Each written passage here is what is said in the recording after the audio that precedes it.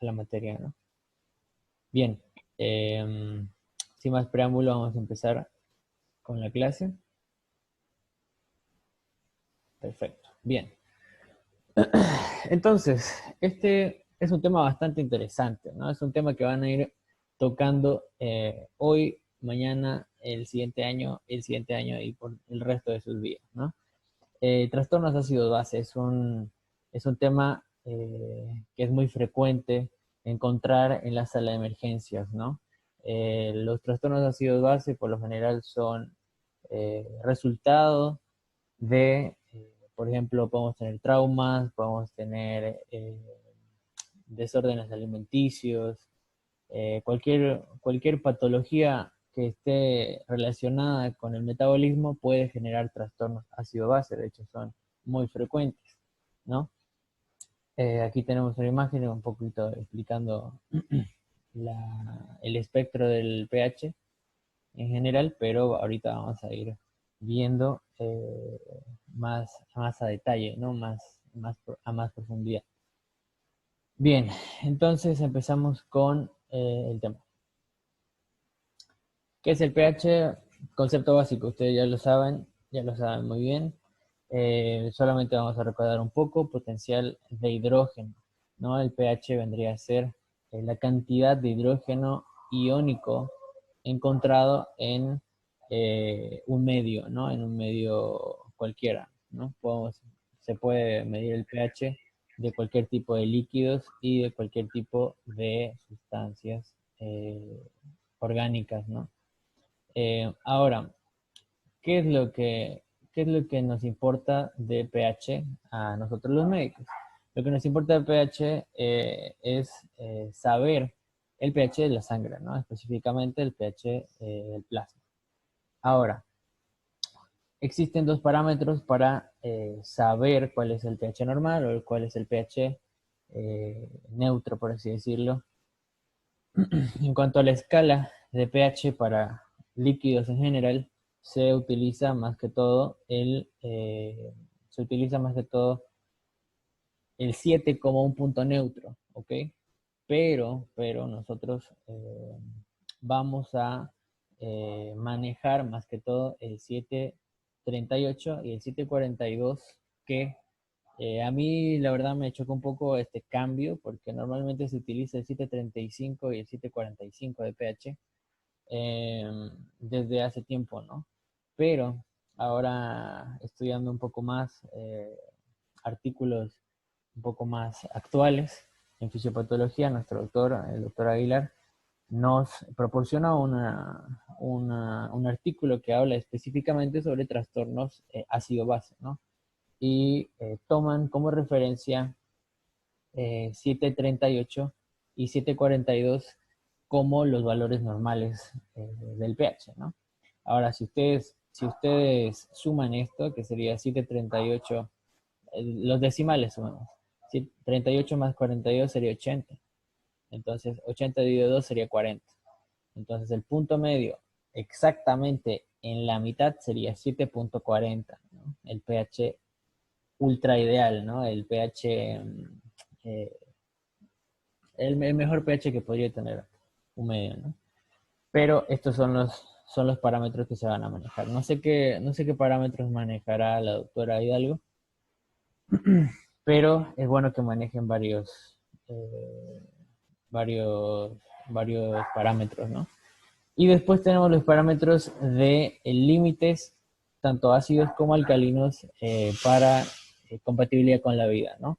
Vamos a tener como 8 la compatibilidad de un pH alcalino, es lo máximo que puede llegar el pH de la sangre sin generar daños irreversibles y mortales, ¿no? Y por el otro lado vamos a tener en pH ácido un pH de 6.8 como un pH máximo ácido, ¿no? Un pH máximo compatible con la vida, ¿no? Entonces esos son los únicos pHs que nos van a interesar en cuanto a la aplicación clínica, ¿ok? También es bueno que sepan el pH de otras sustancias, como ser la orina, ¿no? La orina tiene un pH aproximado entre 3 y 5, ¿no? Incluso puede ser un poco más alcalino dependiendo de qué qué sustancias se encuentren en la orina. ¿Me confirman que se escucha bien el audio? ¿Se está escuchando bien? Se escucha. Sí, aún sí se escucha. Confirmo. Perfecto. Perfecto, perfecto. Bien, entonces eso, ¿no? Es importante que sepan el pH de la orina, ¿no? Eso les puede dar un buen indicador de que puede que estén orinando bicarbonato, por ejemplo.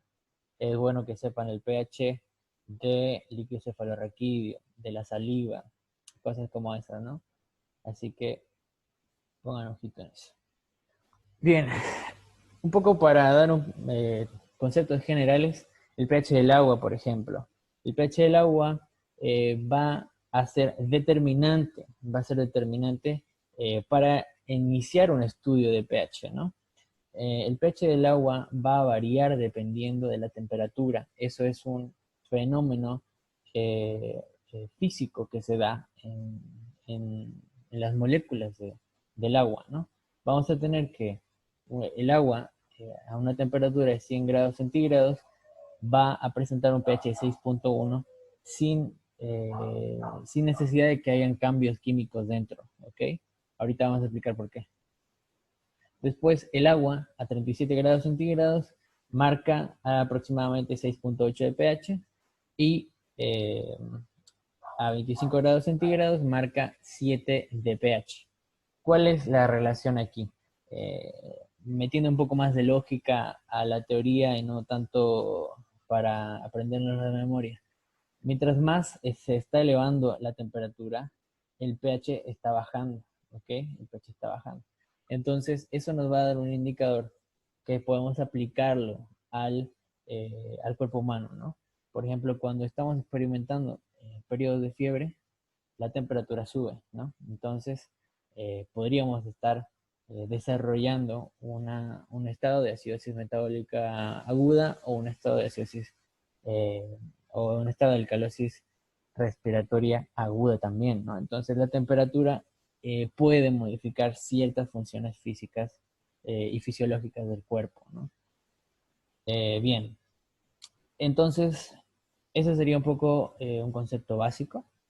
Obviamente esto ya lo vieron, ¿no? En, en el tema de agua, todas las propiedades que tiene el agua, el tema de que forma parte de, o sea, es un medio en el cual se dan la mayor parte, diría, todas las reacciones químicas dentro del cuerpo, ¿no? Bien, entonces continuando con el tema, ¿qué es un ácido y qué es una base según estos tres científicos, ¿no? Vamos a tener a Lowry y Brownstedt que se basaban en el fenómeno de dar y recibir hidrógeno. Ellos pensaban que una base es aquella que puede recibir hidrógeno, ¿ok? Es una sustancia que puede recibir hidrógeno. Y por el otro lado, un ácido vendría a ser una sustancia que puede dar hidrógeno. En este caso lo manejan como protones, ¿ok? Entonces, se basaba más que todo en la liberación y la recepción de protones, ¿no? Entonces no se olviden, el ácido libera protones y la base recibe protones. Después teníamos este científico, Lewis, que se basaba no tanto en los protones, sino en los electrones, ¿no? En los electrones. Si se dan cuenta, un ácido, vamos a rayar un poquito. Espérame un segundito. Ya. Ya. Un ácido cualquiera, cuando se disocia en un medio, sus moléculas se dividen, ¿ok? Eh, por ejemplo, a ver, vamos a hacer este ejemplo de acá y después vamos a explicarlo bien, ¿ok? Acá. Bien.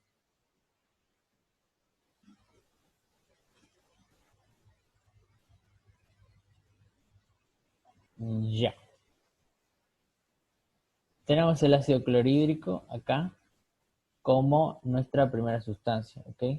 El ácido clorhídrico es una sustancia que se encuentra en el jugo gástrico, ¿ok? El ácido clorhídrico en sí, como compuesto, no es reactivo, ¿ok? Necesita disociarse en un medio, ¿no?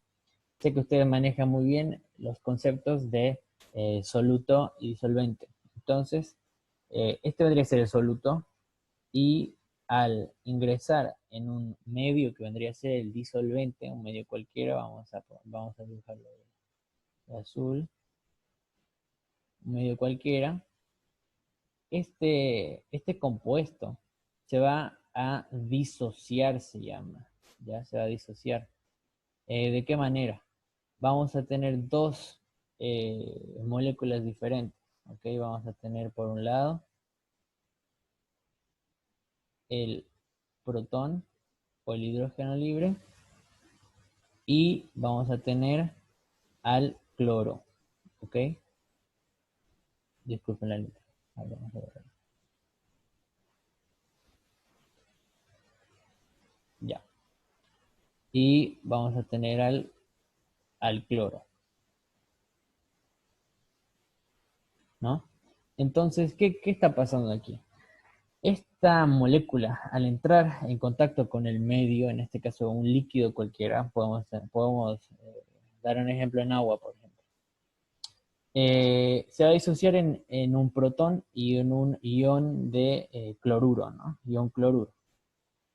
Cuando esta molécula, que es un ácido, de hecho es un ácido fuerte, se disocia, libera este protón, ¿ok? Esto es lo que nos interesa. Cuando se liberan protones, el pH se hace más ácido, ¿ok? Los hidrogeniones, como también se los llama, o protones, disminuyen el potencial de hidrógeno, ¿ok? Entonces, un ácido fuerte en este caso, disociándose en un medio, liberando protones en el medio. ¿Qué es lo que va a generar? Va a aumentar la concentración de hidrógeno libre, ¿ok? Va a aumentar la concentración de hidrógeno libre. Este aumento de hidrógeno libre va a disminuir el pH, ¿ok? Va a disminuir el pH. Por eso es que les decía que según la teoría de eh, el primer científico era Bronsted Lowry, ¿no? Explicaba que un ácido, en este caso, es el que se encarga de, o sea, es una sustancia que libera protones, que libera hidrógeno. Y esta vendría a ser la explicación, ¿no? Porque sabemos muy bien que si una molécula, si una sustancia química no se disocia en electrolitos, en este caso en iones con carga, porque aquí el hidrógeno está con una carga positiva, entonces ya cuenta con un electrolito. Aquí el ion cloruro igual, está con una carga negativa, entonces ya es un electrolito, ¿no? Pero necesita estar disociado.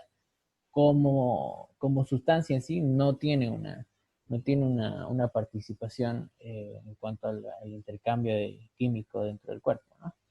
Entonces a eso se refiere. También vamos a tener eh, por el otro lado las bases, ¿no? Eh, que liberan iones de oxidrilo, ¿no? Como ser el peróxido de magnesio, digamos, o el peróxido de plata, o el hidróxido de plata, perdón, hidróxido de plata. Hidróxido de plata, o ya el de magnesio para que sea más conocido. Magnesio, y vamos a tener hidróxido. ¿Ya? Bien, igual pasa lo mismo con el hidróxido de magnesio. Lo que pasa es que una vez ingresa en un medio como este, en un medio acuoso,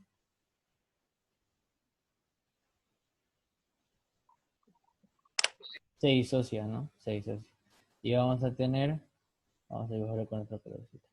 Vamos a tener ion magnesio, que va a ser positivo, y vamos a tener al ion hidroxilo, ¿ok? Ion hidroxilo. Que del mismo modo, ¿no? Este ion es una base, ¿ok? Es una base, el ion hidroxilo es una base. Entonces, al ser liberado lo que va a hacer es que va a aumentar la concentración de ion hidroxilo. Y esto va a generar un aumento del pH, ¿no? Va a ser inverso, va a aumentar el pH. Entonces, de esta forma es como funciona el tema de disociación de sustancias. No sé si lo sabían o no, pero es bueno volverlo a recordar, ¿no? Igual lo mismo pasa con el bicarbonato de sodio, ¿no? Se libera el sodio, o sea, el bicarbonato de sodio eh, ingresa en el medio y se disocia en sodio y bicarbonato, ¿no? Pero en sí la molécula de bicarbonato de sodio no funciona por sí misma, ¿no? Entonces, eso es lo que tenemos. Ahora, volviendo un poco a la diapositiva de hace un momento. Después vamos a hablar aquí, no se preocupen. Bien, entonces esa es la explicación del por qué Lowry y Brownstedt nos hablaban del tema de la liberación y la recepción de protones, ¿no? De hidrogeniones. Ahora, Lewis habla de un electrón, ¿no? De un electrón. Vamos a entender que el electrón vendría a ser la carga negativa en la nube electrónica de cualquier átomo. Entonces, cuando una sustancia libera un protón, en este caso el hidrógeno, cuando se libera una carga positiva, en este caso el protón es positivo, cuando se libera una carga positiva, el átomo tiende a recepcionar cargas negativas, ¿ok? Para compensar esa falta de moléculas. Entonces, ¿qué es lo que pasa? Cuando hablamos de electrones va a ser inverso, ¿no? El ácido que daba hidrogeniones, en este caso el cloruro, el ácido clorhídrico daba un electrón, ¿no? Daba un protón. Entonces, al dar una molécula positiva, va a recibir una molécula negativa. Entonces, los ácidos reciben electrones, ¿ok? Los ácidos reciben electrones, porque están dando una molécula positiva, pero están recibiendo una negativa de vuelta, ¿ok? Y por el otro lado están las bases, ¿no? Las bases que, si es que nos basamos puramente en la idea del protón, la base recibe protones, ¿no? Entonces está recibiendo una carga positiva. Por ende, va a liberar un electrón, ¿ok? Va a liberar una carga negativa. Entonces de eso es lo que nos hablaba Lewis, ¿no? Nos hablaba de, más que todo, los electrones, ¿no? Para fines didácticos, solamente si se acuerdan de la primera, inviértanlo y ya tienen la teoría de Lewis, ¿no? Esto se lo digo porque son preguntas de auxiliatura de bioquímica, si es que quieren ser auxiliares en un futuro. Así que, bien. Después, por último, tenemos a Augustus Arrhenius, que este ya le acertó en el clavo, ¿no? Nos explicaba que las bases liberan iones de hidróxido o hidroxilo al disolverse y el ácido libera hidrógeno al disolverse. Perfecto. Esa tendría que ser la única explicación. Ahora, para explicar un poco lo que estamos viendo acá, hay un fenómeno físico que ocurre dentro del cuerpo y es que una de cada 555 millones de moléculas de agua se ioniza espontáneamente, ¿ok? Espontáneamente. La molécula de agua es H2O, ¿correcto? Entonces, esta molécula H2O no siempre va a ser estable, aunque sabemos bien que es una molécula altamente estable que forma polímeros de una manera excepcional, ¿no? Pero ¿qué pasa? Cada uno de todos estos moles, de 555 millones de moles, se van a disociar, ¿ok? Y se van a disociar ya sea como hidrógeno y ion oxidrilo, o también podrían disociarse en 2 moles de hidrógeno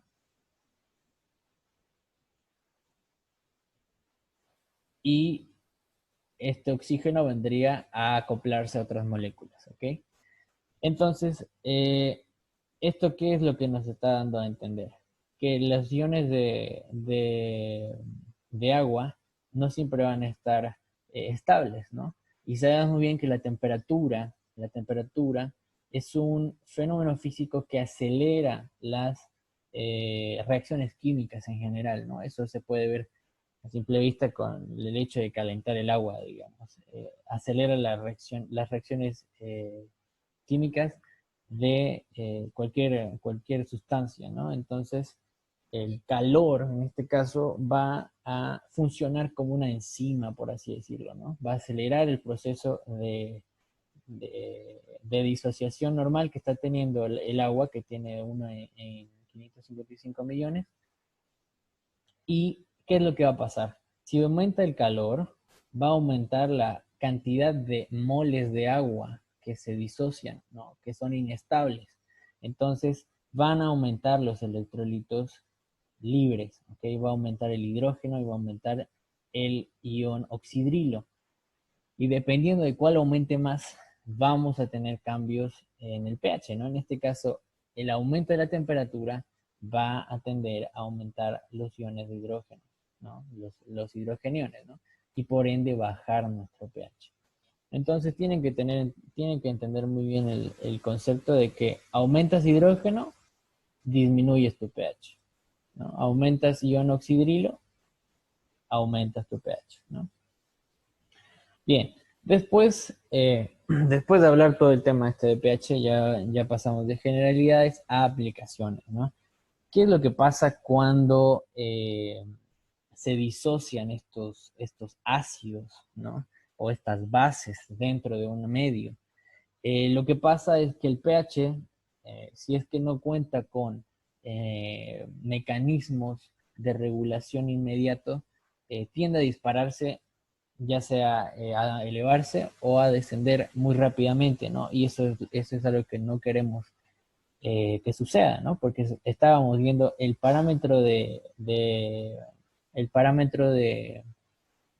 valor normal del pH es muy, muy estrecho, ¿no? 738 y 742, ¿no? Entonces, son cuatro puntos en los cuales el pH tiene que estar normal, tiene que estar estabilizado. Entonces, si se dan cuenta, no solamente estamos siendo precisos con el primer decimal, sino estamos siendo precisos con dos decimales, ¿no? Entonces, el pH tiene que estar regulado a una forma milimétrica, ¿no? Y aquí es donde saltan los famosos tampones buffers, que seguramente ya se los han explicado. Vamos a tener tampones buffers en dos compartimientos, ¿no? Del medio interno. Vamos a tener tampones buffers intracelulares, que van a ser proteínas, en este caso proteínas no hidrogenadas y proteínas hidrogenadas, ¿no? Como es la que estamos viendo acá. Después vamos a tener el fosfato monohidrógeno y el fosfato dihidrógeno, ¿no? Que si se dan cuenta, lo único que hacen es tener un espacio libre para captar o para liberar hidrógeno, ¿no? Por otro lado vamos a tener los tampones buffer extracelulares y aquí tenemos la hemoglobina hidrogenada, la hemoglobina no hidrogenada, la oximoglobina hidrogenada y la oximoglobina no hidrogenada, ¿no? Hidrogenada me refiero a que está con hidrógeno. Y después vamos a tener el famoso tampón buffer de bicarbonato de sodio, ácido carbónico, ¿no? Este es uno de los más sonados y que van a tocarlo con mucha frecuencia, ¿ya? ¿Por qué está la hemoglobina en extracelular? Porque en realidad está en la superficie del eritrocito, ¿no? Entonces no está técnicamente adentro. Pero igual hay otros textos que la toman como intracelular por el hecho de que está íntimamente relacionado con el eritrocito, ¿no? Y eso, bien. Ahora, esto de las proteínas vamos a explicarlo ahorita. ¿Por qué son tampones buffers? Entonces, la función de estos tampones buffers, lo que van a hacer es que no es que bloquean los cambios de pH, no. El cambio de pH, si es que aumentas una sustancia, ya sea ácida o básica, va a generar un cambio de por sí, ¿no? Es algo inevitable. Lo que hacen los tampones buffers es que amortiguan este cambio, ¿no? El buffer en inglés significa amortiguador, ¿no? Entonces, lo que van a hacer es que van a generar el atrapamiento de moléculas para que el pH no se dispare, ¿no? O no se eleve mucho o no descienda mucho, ¿no? Y vamos a ver cómo es que funciona este mecanismo. Vamos a ver un ejemplo con el bicarbonato de sodio y el ácido carbónico, ¿ya? Eso no lo hemos visto. También vamos a ver el ejemplo del fosfato monohidrógeno y el fosfato dihidrógeno. Bien, aquí está el porqué por qué las proteínas entran como un tampón buffer. Las proteínas sabemos muy bien que son moléculas de gran tamaño, son polímeros, ¿no? Formados por muchas cadenas de aminoácidos, ¿no? Aminoácidos eh, vendría a ser el ladrillito inicial de una proteína, ¿no? Entonces, ¿qué es lo que pasa? Hay un aminoácido específico que se va a encargar de la amortiguación ácido-base. Y ese aminoácido específico es este, ¿no? Es la histidina, ¿ya? Histidina. Cuando entren al tema de aminoácidos esenciales y aminoácidos en general, van a encontrar la histidina, ¿ok? Como un aminoácido esencial, ¿no? Entonces, la histidina, ¿qué es lo que hace? La histidina es la molécula que estamos viendo acá. La histidina tiene un grupo que se llama grupo imidazol, que es el que está aquí, ¿ok? Este grupo puede funcionar de dos formas. O puede captar hidrógeno y convertirse en un grupo como este, o puede liberar hidrógeno, ¿ok? Dependiendo de la situación en la que se encuentre. Eh, vamos a imaginar que estamos frente a una acidosis metabólica. Lo que necesitamos en una acidosis metabólica, ¿qué es? Bajar, subir un poco el pH, ¿no? Entonces, liberando hidrógenos al medio no vamos a ayudar en nada, ¿no? Entonces, la función en una acidosis sería captar hidrógeno, ¿no? Entonces, este hidrógeno libre que se encuentra en el plasma va a ir a acoplarse a esta zona de la proteína. Porque, ojo, este es un aminoácido, ¿ok? Este es un aminoácido. La proteína son cientos de aminoácidos, entonces no solamente va a tener una molécula de histidina, digamos, puede tener 20 moléculas de histidina. Por eso es que se dice que el tampón buffer intracelular más importante son las proteínas, ¿no? Son las proteínas, que de hecho se encargan de amortiguar casi el 50%, te diría un poco más, el 60% de los cambios de pH agudos que puede presentar un paciente, ¿no? Un paciente X. Entonces, ese vendría a ser el porqué de las proteínas, ¿no? Es importante que sepan lo de la histidina porque es pregunta de examen. Bien, chicos, vamos a continuar. Bien, otro tampón buffer importante que tenemos acá son los fosfatos, ¿no? Y son cuadritos sencillos para que lo comprendan. Si se dan cuenta, los hidrógenos están yendo en orden decreciente, ¿no? Presten atención al hidrógeno porque es lo único que cambia. Vamos a tener 3 hidrógenos en el primer compuesto, 2 hidrógenos en el segundo y un hidrógeno en el tercero, ¿no? Entonces, dependiendo de cuántos hidrógenos tenga, va a cambiar de nombre, ¿no? El primero que tenemos acá arriba es el ácido fosfórico, ¿ya? Ácido fosfórico. Bien. El segundo que tenemos es el fosfato dihidrógeno, ¿ok? Fosfato de dihidrógeno. Y el tercero que tenemos es el fosfato de monohidrógeno, ¿ok? Ahora, ¿qué es lo que pasa? ¿Qué es lo que pasa? Dependiendo de qué tanta sea su interacción con el agua, va a cambiar su estructura, ¿ok? Aquí en en la flechita entraría el agua como una molécula desencadenante de la reacción, ¿no? En este caso el agua va a generar que el ácido carbónico se convierta en fosfato de hidrógeno más hidrógeno, ¿ok? Más hidrógeno.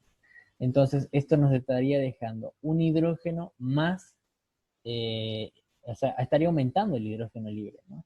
Entonces el ácido fosfórico es un compuesto muy ácido, ¿no? Es un ácido fuerte. Es un compuesto que tiene un pH de 2.1, ¿ok? 2.1. Ahora, bien. Ahora después tenemos el siguiente ejemplo, ¿no? En este caso, el fosfato de hidrógeno, vamos a moverlo acá, ¿no? Solamente estamos trasladándolo. Este igual, ¿no? Entra en contacto con el agua y ¿qué pasa? Se va a convertir en fosfato monohidrógeno más hidrógeno, ¿no? En este caso, solamente va a liberar un hidrógeno, pero va a tener un espacio libre para captar otro hidrógeno, ¿no? Entonces, su pH no va a ser tan bajo, ¿no? Vamos a tener 6.8 de pH. A diferencia de este que al tener un hidrógeno libre y ya está, de hecho ya está saturado el fosfato de hidrógeno porque tiene una tendencia a no asociarse con moléculas de hidrógeno, ¿no? El fosfato de hidrógeno y el ácido fosfórico son dos moléculas que tienen muy baja asociación con otras moléculas, a diferencia del fosfato monohidrógeno, digamos que tiene muchas más cargas para recibir. Entonces vamos a tener esto como resultado. Y por último vamos a tener el fosfato monohidrógeno, ¿no? Que es el que vamos a tener en mayor cantidad circulando por la sangre, que igual recibe agua y se va a convertir en fosfato más hidrógeno libre, ¿no? Más hidrógeno libre. Y esto va a tener un pH de 12, vendría a ser una álcalis, ¿ok? El fosfato, eh, el fosfato monohidrógeno ya vendría a ser una álcalis, ¿no? Bien, nos quedan 2 minutos. Voy a enviar el link para que vuelvan a entrar. Nos queda todavía un poquito más de clase. Si hay alguna duda, alguna pregunta, vayan listándola y podemos ir resolviendo mientras van entrando, ¿ok? Nos vemos en un minuto.